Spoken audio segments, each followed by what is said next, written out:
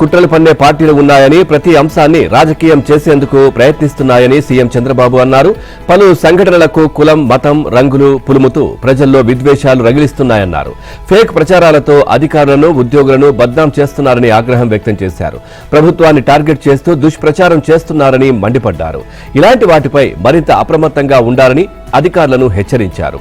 ఇటీవల మానసిక సమస్యల కారణంగా కొంతమంది నేరాలకు పాల్పడుతున్నారని సీఎం అన్నారు. డ్రగ్స్, గంజాయి వంటి వాటికి అలవాటు పడి తప్పుదారి పడుతున్నారని అన్నారు. పాత కేసులను పరిష్కరిస్తున్నామని, 2019లో జరిగిన కొన్ని నేరాలను ట్రేస్ చేసి పట్టుకుంటున్నామని తెలిపారు. శిక్షలు కూడా పడుతున్నాయన్నారు. ఇలాంటి అంశాలను ప్రజల్లోకి తీసుకువెళ్లాల్సిన అవసరం ఉందని వ్యాఖ్యానించారు. తప్పు చేసిన వాడెవడూ తప్పించుకోలేడన్నారు. ఇక వాహనాల నంబర్ ప్లేట్ల విషయంలో నిబంధనలు పక్కాగా పాటించాల్సిందేనని ఆదేశించారు. ప్రమాణాల ప్రకారమే వాహనదారులు నంబర్ ప్లేట్లు అమర్చుకోవాలని స్పష్టం చేశారు. డిసెంబర్ నెలలో క్వాంటమ్ కంప్యూటర్లను ల్యాండ్ చేయాల్సి ఉందన్నారు. ఈలోపు quantum park, semi conductor park ఏర్పాటు చేసేలా చర్యలు చేపట్టాలని అధికారులను ఆదేశించారు. రాష్ట్రంలో పచ్చదనం, నీటి భద్రత, భూగర్భ జలాల పెంపు, నీటి వనరుల సంరక్షణ, నదీ జలాల కాలుష్యం నుంచి కాపాడడం వంటి అంశాలకు ప్రాధాన్యం ఇవ్వాలన్నారు. టీడీపీ ఎప్పుడూ ప్రతీకార రాజకీయాలు చేయదని, తాము నిజంగా ప్రతీకార రాజకీయాలు చేయాలనుకుంటే వైసీపీ నేత జగన్ బయట ఉండేవారా అని మంత్రి లోకేష్ ప్రశ్నించారు. చట్టాన్ని ఉల్లంఘించిన వారు చట్ట ప్రకారం శిక్ష అనుభవించాల్సిందేనని స్పష్టం చేశారు. అలాంటి వారిని శిక్షించకపోతే ఇక అరాచకాలకు అంతం ఎక్కడా అని అన్నారు. అలాంటి వారి కోసమే రెడ్ బుక్ ఉందని, రాజ్యాంగ పరిరక్షణే దాని లక్ష్యమని తెలిపారు. జగన్ ప్రభుత్వ హయాంలో చంద్రబాబును కొన్ని రోజుల పాటు ఇంటి నుంచి కూడా బయటకు రానివ్వలేదన్నారు. ఇంటి గేటుకు తాళం కట్టారని, హత్యాయత్నంతో పాటు 23 అక్రమ కేసులు తనపై కూడా పెట్టారన్నారు. కానీ ఈరోజు జగన్ ఎక్కడికి కావాలంటే అక్కడికి వెళ్తున్నారని, తాము ఆయనను అడ్డుకోవడం లేదని, ప్రతీకార రాజకీయాలు తమ విధానం కాదని స్పష్టం చేశారు. తమ బాస్ చంద్రబాబుకు ఎప్పుడూ పనులు వేగంగా జరిగిపోవాలని, ఆయన వేగాన్ని అందుకోవడం చాలా కష్టమన్నారు. రాజకీయం అనేది ఓ ప్రయాణం మాత్రమే, గమ్యం కాదన్నారు. తాను ఇప్పుడే ఏదో సాధించానని చెప్పడం కరెక్ట్ కాదని, దేవుడి దయ, ప్రజల ఆశీస్సులు ఉంటే తనకింకా 40 నుంచి 50 ఏళ్ల రాజకీయ భవిష్యత్తు ఉందన్నారు. గడిచిన 10 ఏళ్ల రాజకీయ ప్రస్థానం తనకు ఎంతో సంతృప్తినిచ్చిందని తెలిపారు. ఎన్నో ఎత్తుపల్లాలు చూశారని, విజయాలు వచ్చినప్పుడు ఎంత బ్యాలెన్స్డ్గా ఉన్నానో, పరాజయాలను కూడా అంతే సమానంగా తీసుకున్నానని లోకేష్ అన్నారు. ప్రస్తుతం దేశానికి గొప్ప అవకాశాలు ఉన్నాయని భావిస్తున్నట్లు తెలిపారు. ఈ సమయంలో యువ నాయకులు ముందుకొచ్చి బాధ్యతలు భుజానికెత్తుకుని తమ సామర్థ్యాన్ని చూపించాలన్నారు. తన రాజకీయ ప్రయాణంలో తాను చేయాలనుకుంటున్నది అదేనని తెలిపారు. ఒకే కుటుంబంలో ఒకరు తండ్రి పేరిట, మరొకరు తల్లి పేరిట సేవలందిస్తుండడం నందమూరి కుటుంబంలోనే చూస్తున్నానని ఏపీ సీఎం చంద్రబాబు అన్నారు. బాలకృష్ణ తమ మాతృమూర్తి బసవతారకం పేరిట నడుపుతున్న ట్రస్ట్ హాస్పిటల్ను దేశంలోనే అత్యుత్తమ ఆసుపత్రుల్లో ఒకటిగా మలిస్తే, తన శ్రీమతి భువనేశ్వరి ఎన్టీఆర్ ట్రస్ట్ ద్వారా తగిన రీతిలో సేవలను అందిస్తున్నారన్నారు. వీరిద్దరూ ఎవరి పనుల్లో వారు బిజీగా ఉన్నప్పటికీ తమ తల్లిదండ్రుల ఆశయాలను ముందుకు తీసుకువెళ్లాలని ప్రయత్నిస్తుండడం అభినందనీయమన్నారు. ఇక హైదరాబాద్లో Basavatarakam Indo American cancer hospital and research institute రజతోత్సవ వేడుకలకు ముఖ్య అతిథిగా హాజరైన ఆయన ఈ ఆసుపత్రి క్యాన్సర్ బాధితులకు దేవాలయం లాంటిదని అభివర్ణించారు. ఈ ఆసుపత్రి ఏర్పాటు వెనుక ఓ మహోన్నత ఆశయం ఉందని, తన అత్తామామకు క్యాన్సర్ అని తెలిసిన వెంటనే తామంతా ఎంతో క్షోభించామన్నారు. అప్పట్లో వైద్య సేవలు కూడా పెద్దగా అందుబాటులో ఉండేవి కావని, ఆమె బాధను తాము ప్రత్యక్షంగా చూశామన్నారు. మెరుగైన చికిత్స కోసం అమెరికాకు తీసుకువెళ్లినప్పటికీ ఆమెను కాపాడుకోలేకపోయామని ఆవేదన వెలిబుచ్చారు. తన సతీమణి మరణం ఎన్టీఆర్ను తీవ్రంగా బాధించిందని, ఆయన కోలుకోవడానికి చాలా సమయమే పట్టిందన్నారు. అప్పట్లో ఎన్టీఆర్కు వచ్చిన ఆలోచనే ఈ హాస్పిటల్ అని చంద్రబాబు తెలిపారు. ఆసుపత్రి నిర్వహణలో ఎన్ని అవాంతరాలు ఎదురైనా బాలకృష్ణ సమర్థంగా నిర్వహిస్తూ వస్తున్నారని, ఆయన చేతుల్లో ఈ హాస్పిటల్ సురక్షితంగా ఉందని కొనియాడారు. ఈ నెల 25వ తేదీన తుంగభద్ర కొత్త గేట్ల ప్రారంభోత్సవానికి రావాలని సీఎం చంద్రబాబును కర్ణాటక బృందం ఆహ్వానించింది. మైనర్ ఇరిగేషన్ మంత్రి SS Bosuraju, MLA Basavaraju, MLC Basavanna Goud బృందం నిన్న వెలగపూడి సచివాలయంలో సీఎంను కలిసింది. కొత్త గేట్ల ప్రారంభోత్సవానికి తప్పక హాజరు కావాలని చంద్రబాబుకు వారు వివరించారు. ఇక అప్పర్ భద్ర, నవేలి ఎత్తిపోతలకు చిక్ మంచిలి చికెల్పరిని రోడ్ కమ్ ఆనకట్ట నిర్మాణాలకు ఆమోదించాలని మంత్రి నిమ్మలను కర్ణాటక బృందం కోరింది. అయితే ఇవి బ్రిజేష్ కుమార్ ట్రిబ్యునల్ పరిధిలో ఉన్నందున దీనిపై ఎలాంటి నిర్ణయం ప్రకటించలేమని మంత్రి స్పష్టం చేశారు. విజయవాడలో రౌడీ షీటర్ గాదె సాయికృష్ణ అదృశ్యం ఘటనలో ఇన్స్పెక్టర్ నాగరాజుపై నమోదైన కేసులో ప్రత్యేక దర్యాప్తు బృందం రంగంలోకి దిగింది. సిట్ చీఫ్ రవిప్రకాష్, సభ్యులు అద్నాన్ నయీం అస్మి, అమిత్ బర్దార్, ఎల్ సుధాకర్ విజయవాడకు సోమవారం చేరుకున్నారు. అమిత్ బర్దార్, సుధాకర్తో పాటు ఇన్స్పెక్టర్లు, ఎస్ఐలు 10 మంది వరకు ఉదయం 8 గంటలకు కృష్ణలంక నల్లగేటు ప్రాంతంలో ఉన్న సాయికృష్ణ మేనమామ ఇంటికి చేరుకున్నారు. అక్కడ సాయికృష్ణ తల్లి విజయలక్ష్మి, మేనమామలు ముళ్లపూడి నాగేశ్వరరావు, నవరంగ్ నుంచి వాంగ్మూలం తీసుకున్నారు. మధ్యాహ్నం వరకు విచారణ జరుగుతున్నంతసేపు ఆ వీధిలోకి ఇతరులను అనుమతించలేదు. భోజన విరామం తర్వాత అద్నాన్ నయీం అష్మి, అమిత్ బర్దార్, సుధాకర్తో కూడిన బృందం కృష్ణలంక పోలీస్ స్టేషన్కు చేరుకుంది. అక్కడ రాత్రి వరకు విచారణ చేసింది. ముందుగా సాయికృష్ణ నేర ప్రవృత్తిపై ఆరా తీసింది. అతడిపై ఎన్ని కేసులు ఉన్నాయి, ఎన్ని కేసుల్లో శిక్ష పడింది, రౌడీ షీట్ ఎప్పుడు తెరిచారు అన్న వివరాలను స్టేషన్లో తీసుకున్నారు. ఇక ప్రతి ఆదివారం రౌడీ షీటర్లకు స్టేషన్లో కౌన్సిలింగ్ నిర్వహిస్తారు. దీనికి వచ్చిన వాళ్ళందరి నుంచి హాజరు తీసుకుంటారు.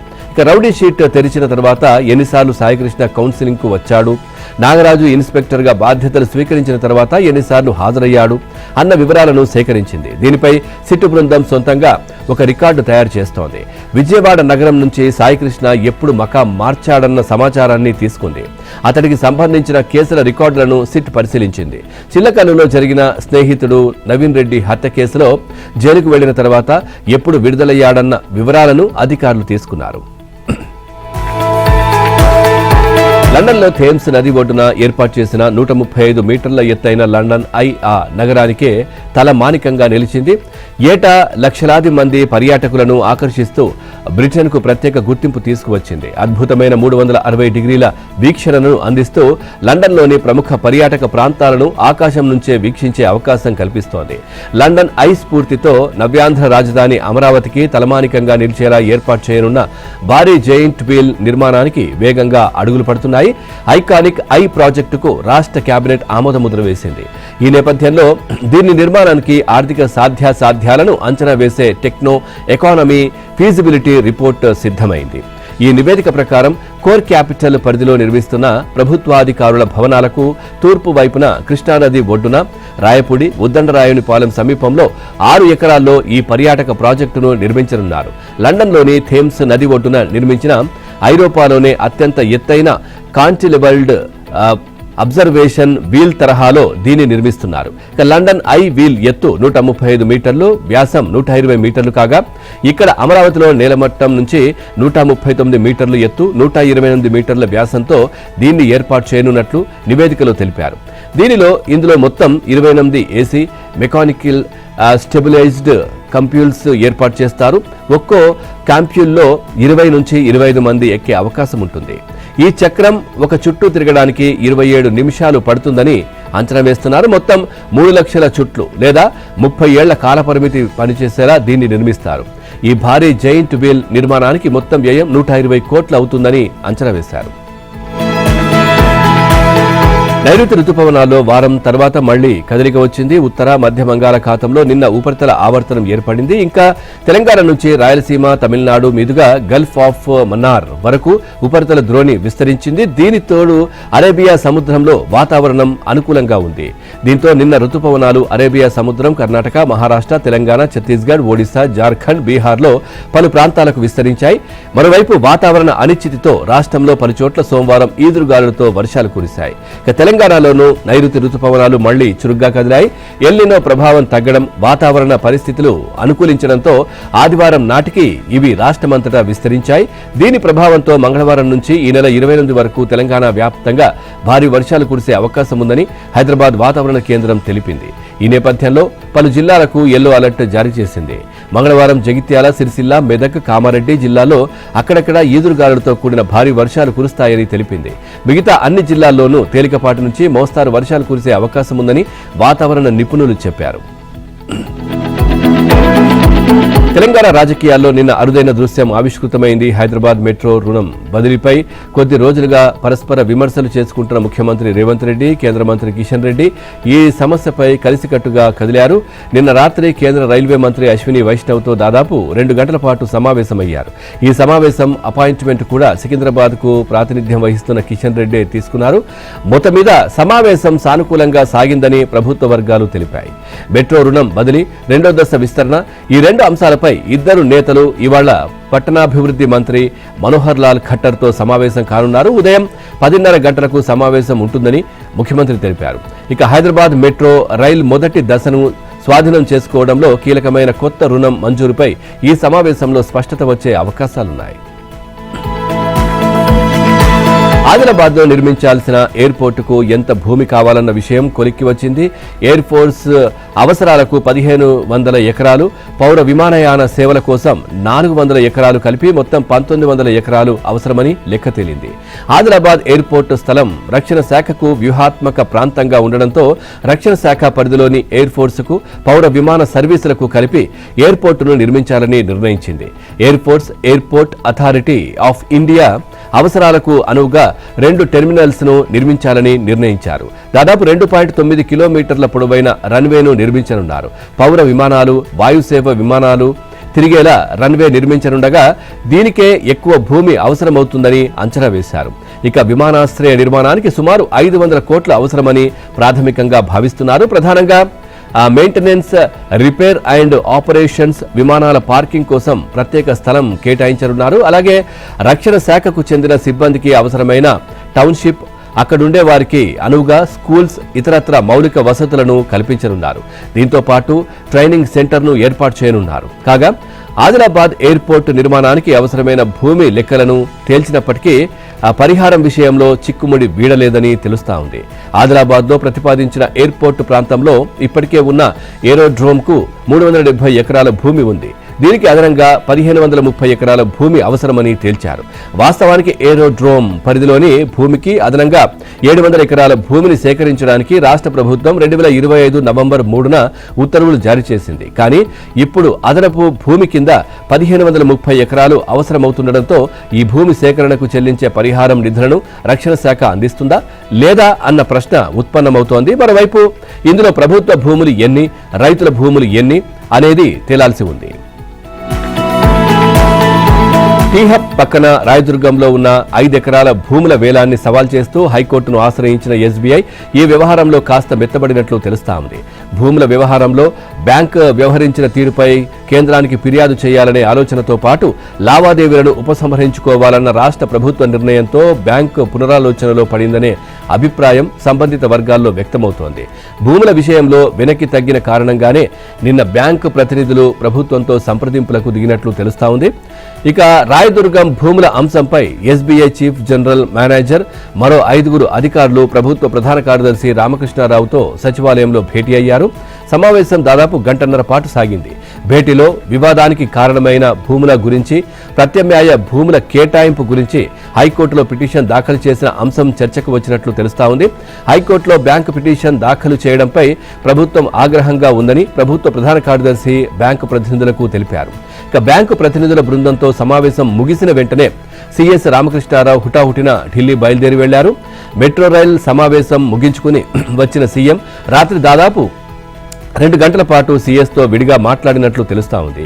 ఎస్బీఐ ప్రతినిధులతో జరిగిన చర్చ సారాంశాన్ని ప్రధాన కార్యదర్శి ముఖ్యమంత్రికి వివరించారు. ఇక దీనిపై ఇవాళ మరోసారి సీఎస్ సమావేశమై చర్చించే అవకాశాలు ఉన్నాయి. రాయదుర్గంలోని భూముల విషయంలో ఎస్బీఐ వ్యవహరించిన తీరుపై కేంద్రానికి ఆర్బీఐ ఫిర్యాదు చేయాలని రాష్ట్ర ప్రభుత్వం నిర్ణయం తీసుకోవడం, ఆ మేరకు సీఎం ఢిల్లీ వెళ్లిన సమయంలోనే ఎస్బీఐ ప్రతినిధులు రాష్ట్ర ప్రభుత్వంతో చర్చలకు రావడం విశేషం. అత్యాధునిక బ్రహ్మోస్ క్షిపణులను తయారు చేసే యూనిట్ను తెలంగాణలో ఏర్పాటుకు రంగం సిద్ధమైంది. Make in India, Atmanirbhar Bharat పథకంలో భాగంగా రక్షణ శాఖ లఖనౌలోని యూపీ డిఫెన్స్ ఇండస్ట్రియల్ కారిడార్లో 200 ఎకరాల విస్తీర్ణంలో 380 కోట్లతో ఇప్పటికే ఒక బ్రహ్మోస్ మిస్సైల్ తయారీ యూనిట్ ను ఏర్పాటు చేసింది. 2025 మే నెలలో రక్షణ మంత్రి రాజ్నాథ్ సింగ్ దాన్ని ప్రారంభించారు. ఈ క్రమంలోనే రెండో యూనిట్ ఏర్పాటుకు అవసరమైన భూముల కోసం బ్రహ్మోస్ టీం అన్వేషిస్తున్న నేపథ్యంలో ఆ యూనిట్ ను రాష్ట్రంలో ఏర్పాటు చేయాలని, అందుకు అవసరమైన భూములను ఇస్తామని సీఎం రేవంత్ ఆ బృందానికి విజ్ఞప్తి చేశారు. అందుకు బ్రహ్మోస్ టీం సానుకూలంగా స్పందించింది. ఈ యూనిట్ ను మహబూబ్ నగర్ జిల్లా దేవరకద్ర నియోజకవర్గంలో ఏర్పాటు చేయడానికి దాదాపు అన్ని ప్రక్రియలు ప్రాథమికంగా పూర్తయినట్లు తెలుస్తా ఉంది. అక్కడ ఈ యూనిట్ ఏర్పాటు కోసం సర్వే నిర్వహించిన బ్రహ్మోస్ బృందం ఆ ప్రాంతం అన్ని విధాల అనుకూలంగా ఉందని సంతృప్తి వ్యక్తం చేసినట్లు సమాచారం. నిన్న రక్షణ మంత్రి రాజ్నాథ్తో భేటీ అయిన సీఎం రేవంత్ రెడ్డి డిఆర్డీఎల్ పరిధిలో చేపట్టే ఈ ప్రాజెక్టు అనుమతి ఇవ్వాలని విజ్ఞప్తి చేశారు. నిజానికి ఈ బ్రహ్మోస్ ఏరోస్పేస్ సెంటర్ను తొలుత హైదరాబాద్లోనే ఏర్పాటు చేయాలని భావించారు. కానీ భూముల లభ్యత తక్కువగా ఉండడంతో మరో చోట పెట్టాలని నిర్ణయించారు. అందుకు అవసరమైన భూములు తమ నియోజకవర్గంలో ఉన్నట్లు దేవరకద్ర ఎమ్మెల్యే మధుసూదన్ సీఎం రేవంత్కు తెలియజేశారు. ఇక సీఎం రేవంత్ రెడ్డి కృషితో తన నియోజకవర్గ రూపురేఖలు మారతాయని ఎమ్మెల్యే జి మధుసూదన్ రెడ్డి అన్నారు. ముఖ్యమంత్రికి ప్రత్యేక కృతజ్ఞతలు తెలిపారు. ప్రధాని మోదీ అపాయింట్మెంట్ ఇప్పిస్తే 12 ఏళ్లలో తెలంగాణకు చేసిన అన్యాయంపై చర్చిద్దామని టీపీసీసీ చీఫ్ మహేష్ కుమార్ గౌడ్ అన్నారు. ఆ తర్వాత రాహుల్ గాంధీని బీజేపీ నేతలకు కల్పిస్తామని చెప్పారు. జన్ధన్ ఖాతాలో 15 లక్షలు జమ చేస్తామని హామీ ఇచ్చిన మోదీ ఎంతమంది ఖాతాల్లో డబ్బులు వేశారో చెప్పాలని డిమాండ్ చేశారు. 12 ఏళ్లలో ఎంతమంది సామాన్యులకు ఉద్యోగాలు ఇచ్చారని, ఏటా 2 కోట్ల ఉద్యోగాల హామీ ఏమైందని ప్రశ్నించారు. తెలంగాణ అభివృద్ధిపై బీజేపీ నేతలు విసిరినటువంటి సవాల్ను స్వీకరిస్తున్నానని, వరంగల్ వేదికగా బహిరంగ చర్చ సిద్ధమని ప్రకటించారు. ఇక నీట్ ఎగ్జామ్ రద్దుతో 25 లక్షల మంది విద్యార్థులకు అన్యాయం జరిగిందన్నారు. పవన్ కళ్యాణ్ ను సినీ నటుడిగా గౌరవిస్తామని, అయితే తెలంగాణ రాజకీయాలపై అనవసర వ్యాఖ్యలు చేస్తే సహించేదే లేదన్నారు. తెలంగాణ ఏర్పడితే 10 రోజులు పస్తులు ఉన్నానన్న పవన్ కు అసలు తెలంగాణపై మాట్లాడే హక్కు లేదని మండిపడ్డారు. ఇక తెలంగాణలో బీఆర్ఎస్ పని అయిపోయిందన్నారు. అంతర్గత విభేదాలు, ఆస్తి వివాదాలు కారణంగా ఆ పార్టీలో చీలికలు వచ్చాయన్నారు. కేటీఆర్ ఏ మొహం పెట్టుకుని తిరుగుతున్నారని ప్రశ్నించారు. వారు 10 ఏళ్ల పాలనలో చేసిన దోపిడీని ప్రజలు ఇంకా మర్చిపోలేదన్నారు. గత 10 ఏళ్లలో కుంటలు, చెరువులను ఆక్రమించి దర్జాగా నిర్మాణాలు చేపట్టారని, వాటిని హైడ్రా తొలగిస్తే తప్ప అని ప్రశ్నించారు. సర్పై కాంగ్రెస్ శ్రేణులు అప్రమత్తంగా ఉండాలి. తెలంగాణలో ఇందిరమ్మ రాజ్యం వచ్చి ఇంటింటా సంక్షోభాన్ని మిగిల్చిందని కేటీఆర్ విమర్శించారు. అబద్ధపు హామీలతో అధికారంలోకి వచ్చిన రేవంత్ రెడ్డి ప్రజలకు ఇచ్చిన హామీలను అమలు చేయడంలో విఫలమై అట్టర్ ఫ్లాప్ ముఖ్యమంత్రిగా నిలిచారని ఎద్దేవా చేశారు. సీఎం రేవంత్ రెడ్డి ఇప్పటివరకు 73 సార్లు ఢిల్లీకి పోయినా రాష్ట్రానికి 70 పైసలు కూడా తీసుకురాలేకపోయారని విమర్శించారు. తెలంగాణ సంపదను ఢిల్లీలోని తమ హైకమాండ్కు కప్పం కడుతున్నారని ఆరోపించారు.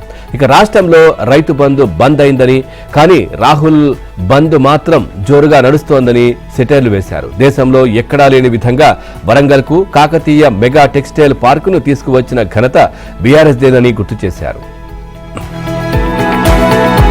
టెక్నికల్, ప్రొఫెషనల్ డిగ్రీలు అర్హతగా ఉన్న పోస్టులకు దరఖాస్తు చేసుకునే అభ్యర్థుల స్థానికతను నిర్ణయించడానికి 7వ తరగతి వరకు ఎక్కడ చదివారనే అంశం ప్రామాణికం కాదని హైకోర్టు స్పష్టం చేసింది.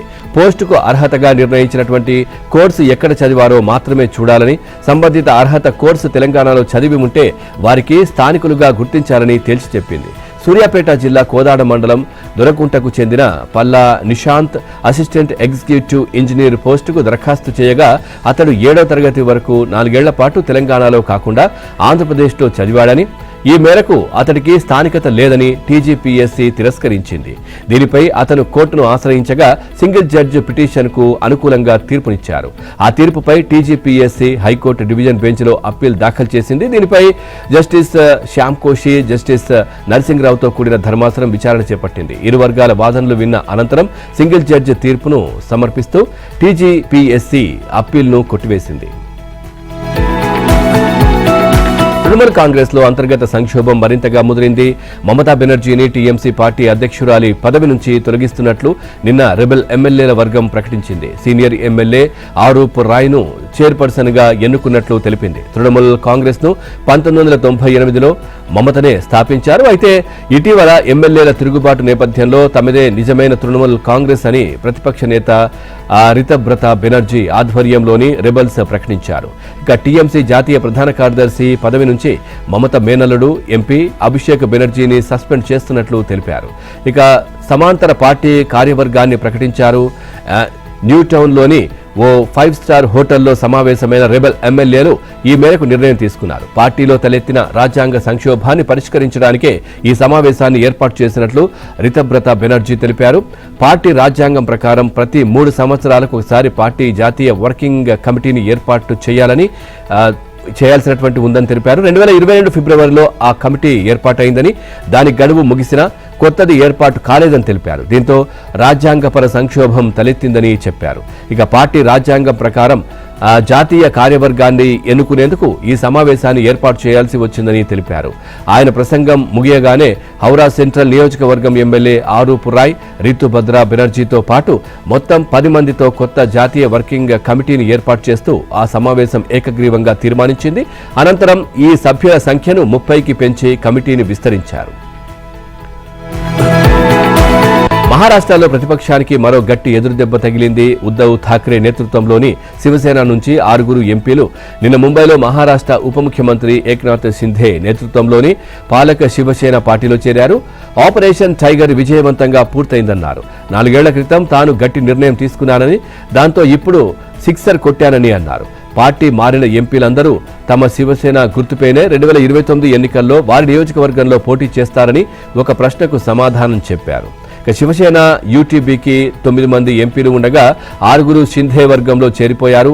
కాగా తమ ఎంపీల ఫిరాయింపు నేపథ్యంలో పార్టీ కార్యకర్తలను కలుసుకునేందుకు ఉద్దవ్ ఠాక్రే ఈ నెల 27 నుంచి రాష్ట్ర వ్యాప్త పర్యటన చేపట్టనున్నారు. అంతర్జాతీయ టెక్ రంగంలో మరో భారతీయుడికి కీలక బాధ్యతలు దక్కాయి.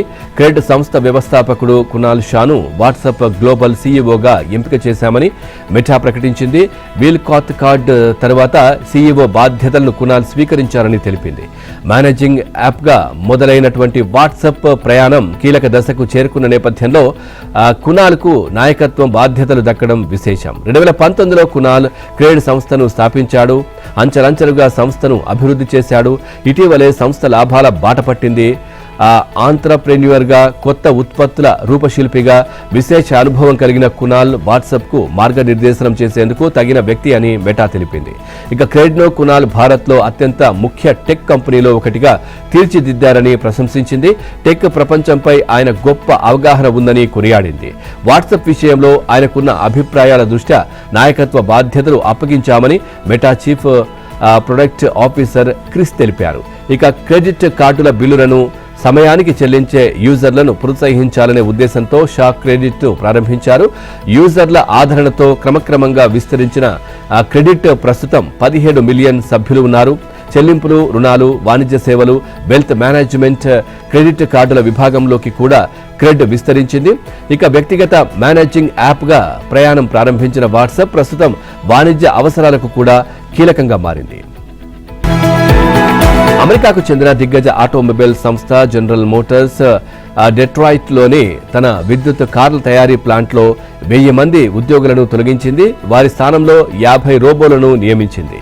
ఈ రోబోలను కొలాబరేట్ రోబోస్ అంటున్నారు.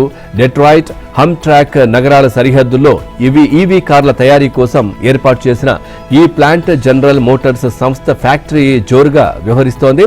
ఇక ప్రమాదాలు లేని, కాలుష్యం లేని, ట్రాఫిక్ ఇబ్బందులు లేని భవిష్యత్ లక్ష్యంగా పూర్తిగా విద్యుత్ కార్లనే తయారు చేస్తోంది. దిగ్గజం లియోనెల్ మెస్సీ రికార్డు గోల్తో అదరగొట్టడంతో డిఫెండింగ్ ఛాంప్ అర్జెంటీనా నాకౌట్కు దూసుకు వెళ్లింది. సోమవారం గ్రూప్ జేలో జరిగిన మ్యాచ్లో అర్జెంటీనా 2-0తో ఆస్ట్రేలియాపై గెలిచింది. మెస్సీ డబుల్ ధమాకా సృష్టించాడు. 2 వరుస విజయాలతో మొత్తం 6 పాయింట్లు సాధించిన అర్జెంటీనా రౌండ్ 32 బెర్త్ను సొంతం చేసుకుంది. ఇక ఆరంభం నుంచి దూకుడుగా ఆడిన అర్జెంటీనా ప్రత్యర్థిపై పూర్తి ఆధిపత్యం ప్రదర్శించింది.